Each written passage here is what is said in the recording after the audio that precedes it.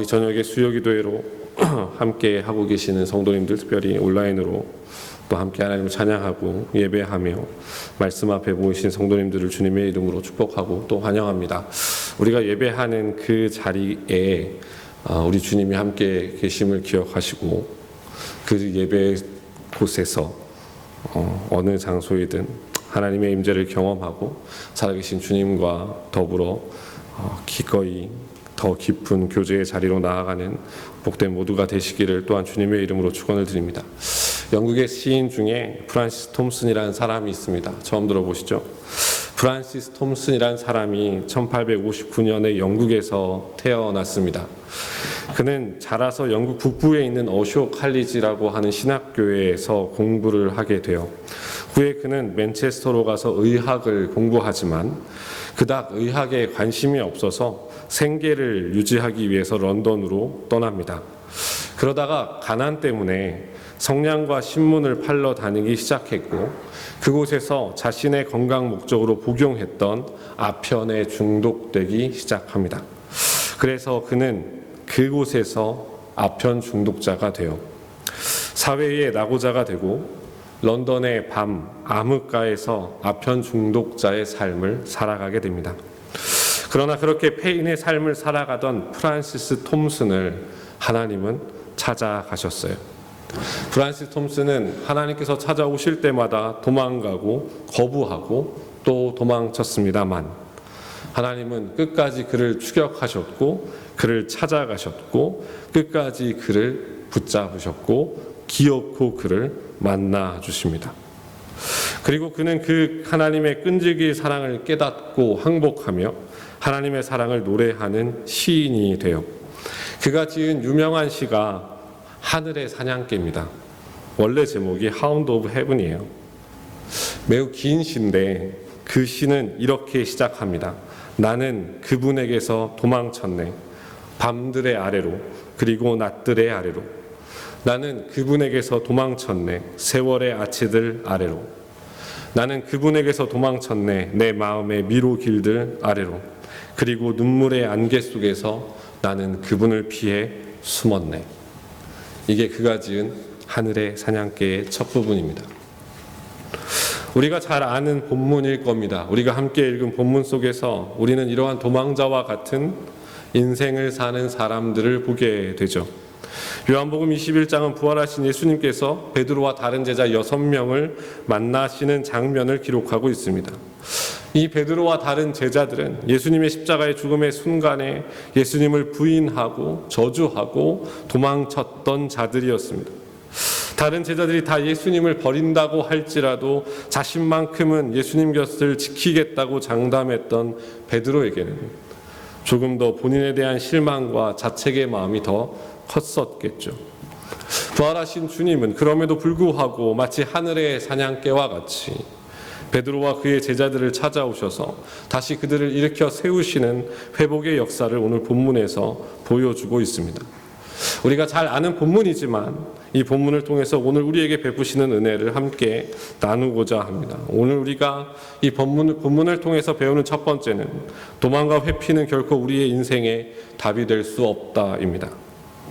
우리가 읽지는 않았지만 요한복음 21장 1절부터에서는 이 사건의 배경을 소개해주고 있는데 본문 2절과 3절을 보면 이렇게 기록되어 있습니다. 시몬 베드로와 디두모라 하는 도마와 갈릴리 가나 사람 나다나엘과 세베대의 아들들과 또 다른 제자 둘이 함께 있더니 시몬 베드로가 나는 물고기 잡으러 가노라 하니 그들이 우리도 함께 가겠다 하고 나가서 배에 올랐으나 라고 기록하고 있습니다. 전통적으로 교회는 본문 3절에서 시몬 베드로가 물고기를 잡으러 가겠다고 하는 고백이 그의 옛 직업, 곧 그러니까 주님으로부터 받았던 사명, 사람을 낚는 어부를 버리고 다시 본래의 물고기 잡는 어부로 돌아가겠다고 하는 고백으로 해석해 왔습니다. 물론 오늘날의 주석가들 가운데서는 이러한 해석들보다 갈릴리에서 부활하신 예수님을 기다리던 중에 낚시를 하러 나갔다라고 해석하는 해석가들도 있습니다. 그러나 본문 21장이 베드로의 실패와 부활하신 주님으로 말미암은 그의 회복에 초점을 맞추고 있다면 교회의 전통적인 해석이 조금 더 베드로의 실패의 모습을 더 드라마틱하게 보여주고 있다고 생각됩니다. 특히나 그들이 밤새 아무것도 잡지 못했다고 하는 것은 누가복음 5장 1절부터 11절에 기록된 예수님과의 만남과 그의 제자가 되는 장면과 매우 비슷하죠. 분명 베드로는 그곳에서 사람을 낚는 어부가 되리라고 예수님의 으로부터 사명을 받았던 사람입니다. 그러나 이제 베드로는 그것을 버리고 다시 물고기 잡는 어부로 돌아가려 하는 거죠. 그렇다면 베드로는 지금 자신의 실패를 무엇으로 극복하려고 하고 있습니까? 환경과 상황을 바꾸면 된다고 생각하는 겁니다. 받은 사명으로부터 도망가고 자신이 처한 환경을 바꾸면 좋아질 거라, 나아질 거라고 생각을 하고 있는 거죠. 사랑하는 성도님들, 이 베드로의 모습이 오늘날 우리의 모습과 얼마나 같습니까? 우리는 늘 삶의 실패와 신앙의 연약함과 자기 자신의 부족함을 늘 환경과 주위 사람들을 탓합니다. 저 사람이 아니었으면, 내가 이런 환경이 아니었으면, 그래서 우리는 자기 안에 있는 문제들도 남 탓하기에 바쁘거나 환경 탓하기에 바쁩니다. 그러다가 안 되면 도망치는 방법을 택하죠. 환경이 바뀌면, 배경이 달라지면 자신은 나아질 거라는 확신을 갖고 도망칩니다. 그렇게 해서 무엇까지 내어버립니까? 주님께서 우리를 부르신 목적과 이유, 사명까지도 다 내어던지고 떠납니다. 그러면 우리는 진정 회복됩니까? 그러면 진정 우리는 나아집니까? 당장은 나아지는 것처럼 보일지 모릅니다. 그러나 시간이 잠시 지나 적응이 끝나면 우리는 다시 똑같은 상태에 빠질 것입니다. 왜냐하면 그것은 회복이 아니라 새로운 자기일 뿐이기 때문에 그렇습니다. 그러면 진정한 회복은 무엇으로부터 시작됩니까? 오늘 본문을 처음부터 끝까지 다 살펴보시면 아시겠지만 예수 그리스도를 만남으로부터 시작됩니다. 어떤 환경이든 어떠한 배경이든 어떠한 조건이든 모든 회복의 시작은 예수 그리스도를 만남으로부터 시작됩니다. 그 만남 속에서 베드로는 무엇을 경험합니까? 그리스도의 사랑입니다. 예수님의 사랑을 경험하고 그 사랑 가운데 잠기는 것, 그 사랑을 다시 회복하는 것, 잃어버렸던 사랑을 다시 깨닫고 그 사랑 안으로 다시 들어가는 것이 진정한 회복의 시작이자 출발인 것이죠. 그런데 오늘 본문에서 예수님께서 7명의 제자, 특별히 베드로를 회복시키시는 데 사용한 2가지의 방법이 있습니다. 그 첫 번째 방법은 주님의 테이블입니다. 우리가 읽지는 않았지만 오늘 본문 12절과 13절입니다. 예수께서 이르시되 와서 조반을 먹으라 하시니 제자들이 주님이신 줄 알고 당신이 누구냐 감히 묻는 자가 없더라. 예수께서 가셔서 떡을 가져다가 그들에게 주시고 생선도 그와 같이 하시니라. 이렇게 되어 있어요. 13절에 보면 제자들을 찾아가신 주님은 그들과 함께 아침 식탁을 차리십니다. 예수님께서 제자들과 둘러 앉으셔서 친히 떡과 생선을 떼어주십니다. 이 모습은 전형적인 유대인의 가정에서 아버지 곧 가장이 하는 행위와도 같죠. 즉 이 테이블은 지금 가족 식사의 테이블인 겁니다. 여전히 주님은 밤새도록 수고한 제자들을 향해서 친히 식탁을 준비하시고 그들을 섬기시면서 여전히 그들은 하나님 안에서 한 식탁을 마주하는 가족임을 보여주고 계시는 것이죠. 여기서 우리가 놓치지 말아야 할 것은 이 식탁은 특별한 공간, 특별한 시간 혹은 어떤 특정한 기회가 아니라 매우 일상적인 삶이라는 겁니다. 예수님의 삶을 잘 돌이켜보시면 아시겠지만 예수님의 삶의 많은 부분은 이 식탁에 앉으셔서 죄인들을 부르시고 그들과 함께 먹고 마시면서 하나님 나라를 가르치시고 하나님의 자녀임을 확인시켜 주는 일을 하셨습니다. 우리가 꼭 기억해야 하는 것은 우리는 자꾸 교회와 일상, 주일과 나머지 6일, 예배와 삶을 분리시켜 생각하려고 한다는 것이죠. 그러나 우리의 공적 예배와 삶의 예배는 동전의 양면과도 같고 주님은 여전히 우리의 일상 가운데로 찾아오셔서 은혜를 베푸시고 우리를 만나시고 그의 식탁으로 초청하고 계시다는 것을 잊으셔서는 안 됩니다. 마틴 루터는 구두장이가 구두를 만드는 것을 보고 저 구두를 신는 이웃을 생각하며 만드는 그 사랑이 곧 하나님께 영광이 된다 했습니다. 빨래하는 것도 청소를 하는 것도, 설거지를 하는 것도, 우리의 옆집 이웃과 이야기를 하는 것도, 공장에서 일을 하는 것도, 그 어느 것도 주님의 영역이 아닌 곳이 없습니다. 그 어느 곳에서도 주님의 임재가 임하지 않는 곳이 없습니다. 문제는 우리가 그 속에서 하나님의 임재를 보지 못하는 것이고, 우리의 신앙은 항상 교회 그리고 예배, 단 그 두 가지에만 국한되어 있기 때문에 그렇습니다. 주님의 회복은 분명 우리의 일상 가운데서도 일어나는 일임을 꼭 기억하셔야만 합니다. 예수님께서 쓰셨던 두 번째 방법은 대화입니다. 21장 5절과 6절을 보면 이렇게 기록되어져 있는데, 예수께서 이르시되 얘들아 너희에게 고기가 있느냐 하시니 대답하되 없나이다. 이르시되 그물을 배 오른편에 던지라 그리하면 잡으리라 하시니, 이렇게 되어져 있어요. 예수님께서 그의 제자들을 찾아가셨습니다. 예수님께서 그의 제자들을 찾아가셨는데, 그의 제자를 찾아가신 주님은 그들과 대화하십니다. 이것은 베드로의 경우에서 더 구체적으로 드러납니다. 오늘 우리가 읽은 본문 21장 15절 이하에는 예수님과 베드로의 대화가 주를 이루고 있습니다. 이 대화를 통해서 주님은 실패와 낙담 가운데 있는 베드로를 다시 회복시키시고 일으키시는 과정을 보게 하십니다. 주님과 얼마나 대화하십니까?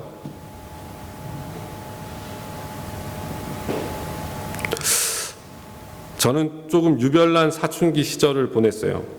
조용히 지나지는 않았지만 그렇다고 큰 사고를 치지도 않았습니다. 그 시절에 집을 나온 적이 한 번 있었어요. 중학교 2학년 땐가 중학교 3학년 땐가 그렇습니다. 근데 갈 곳이 없으니까 그때 당시에 다니던 학원에 밤늦도록 숨어 있었습니다. 학원 문을 잠그고 불이 다 꺼진 곳에 혼자 숨어 있었는데, 아마 제 친구 중에 하나가 저희 부모님한테 이른 것 같아요. 밤늦은 시간에 아버지가 학원으로 찾아오셨더라고요. 그 안에 있는 거 다 안다면서 밖에서 문을 두드리셨습니다. 결국 저는 집을 나온 그날을 넘기지 못하고 검거됐습니다. 이게 미수죠. 이게 가출은 아니에요. 누누이 말씀드리지만 가출은 아닙니다. 그냥 가출 미수 사건이에요. 검거됐으니까 해 안 넘기고. 속으로 아버지한테 나는 죽었구나 생각하고 있었을 때였습니다. 아버지가 원래 화를 거의 안 내시는데 화가 나면 되게 무서우시거든요. 분이셨어요. 뭐 지금은 그렇지 않고. 그런데 아버지가 집으로 가시지 않는 거예요. 집으로 가지 않고 옆 아파트 쪽으로 가시더라고요. 말없이 따라갔습니다. 그랬더니 거기 놓여져 있는 평상에 앉으셔서 아무 말 없이 한참을 가만히 계시더니 한 말씀 하셨어요. 제 기억이 맞다면. 불만이 뭐냐 그러시더라고요.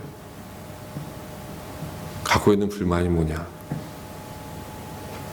제 기억으로 제 대답은 없다였을 겁니다. 없다. 없어. 이제 아버지 답답할 거예요. 그 질문을 몇 번 더 하셨던 것 같아요. 불만이 있으니까 집 나간 거 아니냐. 불만이 있으니까 집에 안 들어오겠다고 한 거 아니냐. 저는 그냥 계속 없다 했습니다. 한 30분 지나가지고 아버지가 그냥 집으로 가자 하시더라고요. 집에 갔습니다. 그게 저의 처음이자 마지막 가출 시도였습니다. 근데 왜 제가 이렇게 이 사건을 잘 기억하고 있는지 아세요? 제 평생에 저희 아버지랑 처음 대화했던 거예요. 기억이에요. 제 시절에 저희 아버지가 저에게 그렇게 진지하게 말을 건네오신 적이 없었고, 저 또한 아버지에게 그렇게 진지하게 진솔하게 얘기했던 경험이 없었던 것 같아요. 예수님은 베드로를 찾아오셔서 너 왜 그랬냐고 다그쳐 묻지 않으시죠. 너가 어떻게 그럴 수 있냐고 따져 묻지 않으세요. 혹은 그의 제자들을 향해서 너희가 어떻게 나에게 이럴 수 있냐고 벌을 주시거나 체벌을 하시지 않죠. 예수님의 방법은 단순했습니다. 함께 이야기하자였어요. 같이 이야기하자였습니다. 사랑하는 성도들, 우리의 하루 중 얼마나 예수님과 대화하는 시간이 있습니까? 아무리 많이 고민을 해봐도 우리의 영적인 게으름은, 우리의 영적인 나태함은 항상 이 주님과의 대화의 시간의 단축 혹은 소멸로 오는 것 같아요. 요한계시록 3장 20절에 보면 예수님이 이렇게 말씀하시죠. 볼지어다 내가 문 밖에 서서 두드리노니 누구든지 내 음성을 듣고 문을 열면 내가 그에게로 들어가 그와 더불어 먹고 그는 나와 더불어 먹으리라 라고 말씀하세요. 예수님은 지금도 우리와 대화하길 원하세요. 예수님은 우리를 강제로 끌고 와서 앉혀놓고 들어 라고 말씀하시지 않죠. 주님은 우리가 마음의 문을 열고 그분과의 대화의 자리로 나오기를 지금도 기다리고 계십니다. 그 대화 속에서 주님은 우리의 마음을 어루만지시고 다시금 회복시키시는 놀라운 역사를 펼쳐 보이시기를 원하고 계시는 것입니다. 사랑하는 성도님들, 주님과의 대화의 자리로 나아가셨으면 좋겠어요. 그 자리를 언제 소멸하셨는지, 그 자리를 언제 상실하셨는지, 그 자리가 점점 없어지고 있는지 그건 지금 중요하지 않아요. 지금 주님이 그 자리를 원하고 계세요. 지금이라도 나아가시면 돼요. 지금이라도 그 자리를 회복하시면 돼요. 주님과의 대화의 자리가 회복되고 그 안에서 우리의 회복의 놀라운 역사가 일어나는 이 밤이 되시기를 또 주님의 이름으로 축원을 드립니다. 마지막으로 우리가 오늘 본문 속에서 오해하지 말아야 할 것에 대해서 깨닫게 되죠. 오늘 본문을 잘 예수님과 베드로의 대화를 잘 살펴보시면 우리가 오해하지 말아야 될 것이 무엇이냐면 일하는 것이 회복을 보장하는 것은 아니다라는 거예요. 제 이야기를 오해하시면 안 됩니다. 일하지 말라가 아니에요. 섬기지 말라가 아니에요. 그러나 그것이 회복을 보장하는 것은 아니다 이거예요. 오늘 본문 속에서 예수님께서 베드로를 다시 회복시키시는 과정을 살펴보면 그의 사명은 맨 마지막에 주어집니다. 그러니까 예수님께서는 베드로를 먼저 회복시키신 다음에 그에게 사명을 주세요. 이 말을 반대로 한다면 우리는 얼마든지 예수님과 아무런 관계없이 일할 수도 있다는 겁니다. 즉 사명보다 항상 먼저 확인해야 할 것이 있다는 것이죠. 그것을 우리는 베드로와 예수님과의 대화 속에서 찾을 수 있는데 그것이 바로 예수님을 향한 회개와 사랑입니다. 바로 이 점에서 우리가 가진 편견을 좀 버려야 돼요. 우리는 늘 이런 말 자주 하거든요. 나 같은 사람이 어떻게 입니다. 나 같은 사람이 어떻게 이란 말 많이 해요. 우리는 이 이야기가 뭐냐면 우리는 자꾸 우리의 기준에서 예수님의 사랑을 평가하려고 합니다. 그러니까 우리의 기준에서 예수님의 사랑을 제한하려고 하고요. 우리의 기준에서 예수님의 사랑이 이만큼 되겠지라고 평가하려고 그래요. 분명 예수님 앞에서 자신의 연약함과 부족함을 보는 것은 좋은 일입니다. 그러나 저 자신의 연약함과 부족함이 예수님의 사랑을 평가하는 잣대가 되어서는 안 돼요. 그렇게 부족하고 연약한 나를 위해서 하나님의 아들이 죽으셨어요. 그러니까 내 죄가 아무리 크고 내가 아무리 사악하고 내가 아무리 더러운 인간이라 할지라도 그것이 하나님의 아들의 생명보다 값지거나 무겁거나 가치 있지는 않아요. 예수님의 십자가의 사랑 앞에 서면 나 자신의 연약함과 부족함을 마주하지만 더 나아가서 그것들마저도 덮어버리는 위대하고 거대한 사랑을 보게 되죠. 그러면 그 앞에서 우리는 그 사랑이 얼마나 큰지 우리의 계산으론 도저히 가늠할 수 없는 사랑을 경험하게 되는 거예요. 그게 출발입니다. 그게 사명의 출발이에요. 그런데 더 놀라운 것은 예수님께서 우리에게 그러한 사랑을 베푸셨지만 반대로 우리의 불완전한 사랑을 주님은 전부인 듯 받으신다는 거예요. 많이 들어보셨을 겁니다. 이 본문의 설교 들으셨을 때 예수님과 베드로의 대화 속에서 서로 사용한 사랑하다라는 헬라어가 서로 다르다는 설교를 많이 들으셨을 거예요. 예수님은 첫 번째, 두 번째 질문에서 아가파오로 물어보세요. 그러면 베드로는 두 번 다 필레오로 대답합니다. 아가파오란 단어는 아가페 생각하시면 쉬워요. 전부를 내어주는 희생적인 사랑이죠. 필레오는 친구 사이의 우정을 의미할 때가 더 많습니다. 그러자 예수님은 세 번째 질문에서 단어를 필레오로 바꾸십니다. 아가파오 물어봤는데 대답을 필레오 했거든요. 예수님이 질문을 필레오로 바꿔요. 그러자 베드로의 세 번째 대답 또한 필레오입니다. 무엇을 의미하죠? 우리는 많은 착각 속에 산다는 겁니다. 우리 딴에는 예수님을 향해서 최고의 사랑, 최선의 사랑, 최고의 헌신, 최선의 헌신을 하고 있다고 생각할지 모르지만 실제로는 예수님께서는 우리의 그 불완전한 사랑임에도 불구하고 기쁨으로 기꺼이 전부인 양 받아주고 계신다는 거예요. 우리의 불완전한 사랑이라 할지라도, 우리의 모자란 사랑이라 할지라도 그것이 주님의 손에 붙들려지고 주께서 기쁨으로 그것을 받으셨을 때 주님은 우리에게 사명을 허락하시는 겁니다. 우리는 자꾸 오해해요. 우리는 자꾸 착각합니다. 그래서 우리가 모르는 사이에 어느 순간 교만해져요. 일할수록 교만해집니다. 그게 정말 주께서 보여주신 사랑만큼 내가 사랑한다고 생각해요? 아닙니다. 절대 아닙니다. 이걸 신학적 용어로 그리스도의 맞추심이라고 그래요. 우리가 하나님께 맞추는 게 아니고요, 주님이 친히 우리 편에 맞춰주시는 거예요. 그래서 그게 전부인 양 받아주시는 거예요.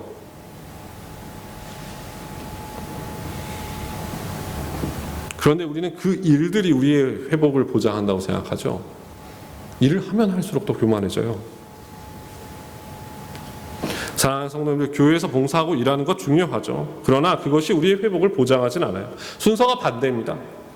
예수 그리스도를 만나고 그분의 사랑이 얼마나 크고 위대한지를 깨닫고 내 자신이 미천하고 부족하지만 그 사랑에 감격해서 나 같은 사람도 주님을 사랑해도 되냐고 묻는 사람들이요. 나 같은 사람도 주님 사랑해도 되냐고. 이 나 같은 사람도 예수님을 사랑해도 되냐고 질문하는 사람들을 주님은 세우셔서 사명자로 세우시는 거예요. 그런데 그 사명이 처음 베드로가 받았던 사명보다 어떻죠? 좀 달라요. 사람을 낚는 어부가 될 것이라고 했던 베드로는 주님의 양떼를 먹이고 치는 교회의 지도자로 세우시죠. 무슨 이야기입니까? 주님은 우리의 실패와 회복을 통해서 우리에게 도리어 더 넓어지는 사명의 영역을 허락하신다는 거죠. 저는 19절의 말씀이 참 마음을 울려요. 19절에 뭐라고 되어 있냐면, 이 말씀을 하심은 베드로가 어떠한 죽음으로 하나님께 영광을 돌릴 것을 가리키심이라. 정말 멋진 말 아닙니까? 저만 그렇게 느낍니까? 예수님 모른다고 예수님 저주했던 베드로가 그 주님 찾아오셔서 그 사랑 회복시켜 주시고 다시 확인시켜 주시고 사명 주시고 그 사랑에 감격해서 베드로는 그 사명 열심히 다 달려가고 끝까지 달려가서 그 끝에 이르렀을 때 이 땅에서 그 마지막 순간까지 하나님께 영광을 돌리는 사람. 누가 이 사람을 예수님 모른다고 예수님을 저주했던 사람이라고 생각할 수 있을까? 그리고 우리의 믿음의 길이 또한 이러해야 하지 않을까요? 사랑하는 성도님들, 일에서 우리의 정체성을 찾지 마시고 지금 내게 예수님께서 베드로와 같이 질문하신다면 그렇게 생각해 보세요. 그때 나는 무엇이라고 대답할까? 그리고 어쩌면 바로 그 대답이 지금 우리의 신앙의 현주소일지 모릅니다. 지금 우리가 소유하고 있는 신앙의 현주소일 수 있어요. 사랑하는 성도님들, 우리에게 지금 필요한 건 다시 주님을 향한 회개와 사랑의 고백의 자리로 나아가는 겁니다. 주님은 여전히 그 자리에서 우리를 기다리고 계세요. 단지 우리가 가지 않을 뿐이에요. 다시 한번 주님을 향한 불일 듯 일어나는 사랑과 마음을 찢는 회개의 자리가 회복되는 이 밤이 되시기를 또한 소망합니다. 말씀을 정리할게요. 제가 설교 처음에 말씀드린 프란시스 톰슨의 하늘의 사냥개요, 하운드 오브 헤븐 기억하시는지요? 이 시가 진짜 깁니다. 정말 긴 시예요. 그런데 이 시의 마지막 부분 조금 길지만 이렇게 되어 있습니다. 이제는 적인 추적의 큰 발걸음 소리가 가까이 당도하였습니다. 그 목소리는 부서지는 파도처럼 저를 둘러쌉니다. 내 땅이 그렇게 망가졌느냐? 그렇게 산산조각 났단 말이냐? 보아라, 모든 것들이 다 너에게서 도망친다. 그것은 내가 나에게서 도망쳤기 때문이다. 인간의 사랑은 그만한 인간의 공로가 있어야 받는다. 너는 무슨 공로가 있느냐? 모든 인간 진흙 덩어리 중에서 가장 거무칙칙한 흙덩이인 너는 무슨 공로가 있느냐? 슬프구나. 너를 알지 못하는구나. 내가 아무런 사랑도 받을 자격이 없다는 것을. 비천한 너를 사랑할 누군가를 너는 발견할 것 같으냐? 나 이외에, 오직 나 외에 말이다. 내 어린아이와 같은 착각으로 잃어버렸다 생각한 모든 것들을 너를 위하여 내가 집에 간수해 두었다. 일어나라. 내 손을 꼭 잡고 가자. 제 곁에 그 발걸음 소리가 멈췄습니다. 입니다. 사랑하는 성도님들, 우리가 정녕 하나님의 자녀들이라면 주님은 어느 순간에도 우리를 포기하지 않으세요. 우리의 실패의 순간에도, 우리의 낙심과 절망의 순간에도 주님은 우리를 찾아오셔서 주님의 식탁에 우리를 초대하시고 함께 이야기하자 우리를 부르고 계시는 분이십니다. 잘 생각해 보세요. 우리는 주님을 무시할 때 많고 배반할 때 많습니다. 그러나 주님은 여전히 그러한 우리를 찾아오셔서 나를 사랑하냐고 묻고 계시는 주님이십니다. 우리의 회복의 시작은 일의 시작이 아니라 바로 그 주님의 사랑을 경험하고 누리며 그 사랑에 비할 데 없지만 연약한 우리의 사랑을 고백하는 것으로부터 시작됩니다. 그리고 주님은 그때 우리를 다시 사명자로 부르시고 세우실 것입니다. 사랑하는 성도님들, 이 밤에 그 주님의 질문을 마음속 깊이 새기시고 다시금 그 주님의 사랑을 회복하시고 도망자가 되지 마시고 일꾼에 만족하지 마시고 진정한 사명자로서의 길을 다시 걸어가는 모두가 되시기를 주님의 이름으로 축원을 드립니다. 우리 같이 한 1, 2분만 이 말씀을 생각하면서 함께 기도했으면 좋겠어요. 우리에게 있어서 주님 여전히 우리를 초대하시고 부르시고 함께 대화하기를 원하시죠. 이 시간에 주님께서 우리에게 베드로처럼 물으신다면 우리는 무엇이라 대답할까? 내가 진짜 나를 사랑하느냐 물으신다면 우리는 무엇이라 대답할까? 우리 이 밤에 한 1, 2분만 같이 기도할 때 주님, 나의 사랑을 주 앞에 고백하기를 간절히 소망합니다. 연약하고 부족한 사랑이지만 그래도 전부인 듯 받으시는 그 주님 앞에 우리의 사랑을 고백하기를 간절히 소망합니다. 나를 일으켜 세우시고 다시금 주의 사명자로 나를 부르시고 써 주옵소서. 우리 말씀을 생각하면서 같이 한 1, 2분만 조용히 기도하면서 나아가겠습니다. 기도하겠습니다. 하나님 아버지 감사합니다. 저희를 사랑하셔서 하나님 밤에 저희를 불러주시고 하나님께 하나님의 말씀을 나누게 하시니 감사합니다. 주님, 우리의 신앙이, 우리의 삶이 나태해지고 게을러졌을지 모릅니다. 하나님 늘 환경을 탓하고 사람을 탓하며 하나님 여전히 도망갈, 또 아버지 하나님 환경을 바꿔볼 생각만 하는 하나님 우리의 연약한 모습들 주님 다 아시고 하나님 안타깝게 바라보고 계실 주님임을 믿습니다. 주님, 우리에게 찾아오셔서 하나님 이 밤에 만나주시고 또 우리의 심령 가운데 정말 우리를 아버지 하나님 다시금 주님의 향한 우리의 사랑과 하나님 우리의 마음을 고백할 수 있는 밤이 될 수 있도록 주께서 함께하여 주옵소서. 하나님 나 같은 사람 위해서 주님 십자가 지셨는데, 하나님 나 같은 사람 위해 주님 죽으셨는데, 하나님 나 같은 사람 살리시고자 주님 십자가 지셨는데, 주님 우리가 하나님 그 사랑 외면하고 살 때 너무 많지만 하나님 그러나 이 밤에 우리가 이 연약한 사랑이라도 하나님 고백하며 나아가는 이 밤이 되기를 간절히 소망합니다. 주님, 우리의 마음을 받으시고 우리의 사랑을 받으시고 다시금 우리를 사명자로 세우시는 하나님 복된 밤이 되게 하여 주시옵소서. 하나님 주님과 날마다 대화하며 하나님 그 기쁨의 길로 나아가게 하시고 주님 우리를 회복시키시는 주님의 놀라우신 손길을 날마다 경험케 하여 주시옵소서. 하나님 감사합니다. 저희를 사랑하셔서 이 밤에 함께 하나님의 말씀을 나누게 하시고 잃어버렸던 주님의 사랑을 다시금 기억하며 우리의 모습을 다시금 되돌아보게 하시니 감사합니다. 주님, 우리의 연약한 사랑이고 또 부족한 사랑이고 주님 베푸신 사랑에 정말 보잘것없는 사랑이지만 그러나 이 밤에 그 주님의 이름 앞에 우리의 마음을 쏟아놓고 우리의 사랑을 고백하는 자리로 나아가기를 간절히 소망합니다. 주님, 그곳이 우리의 회복의 자리이며 우리를 세우시는 자리이며 우리를 다시금 사명자로 부르시는 자리임을 우리가 믿고 고백하오니 주님, 우리의 심령을 붙잡아 주시고 다시금 주님과 대화하는 자리로 나아가게 하시고 우리의 삶의 매 순간 찾아오셔서 우리의 마음을 두드리시는 주님께 날마다 마음의 문을 활짝 여는 우리 모두가 되게 하여 주옵소서. 주님, 우리의 마음 하나님 지켜주시되 특별히 이렇게 어려운 상황 속에서 온 교회 성도님들을 붙잡아 주시고 하나님 한 사람이라도 믿음 잃어버리지 않게 하시고 주님으로부터 멀어지는 자 없게 하시고 영적인 나태함과 게으름에서 속히 벗어나게 하시고 다시금 더욱더 깊은 주님과의 교제로 나아가는 복된 교회가 되게 하여 주시고 교회 공동체가 되게 하여 주시며 하나님 늘 예배의 자리를 사모하는 예배의 공동체가 되게 하여 주옵소서.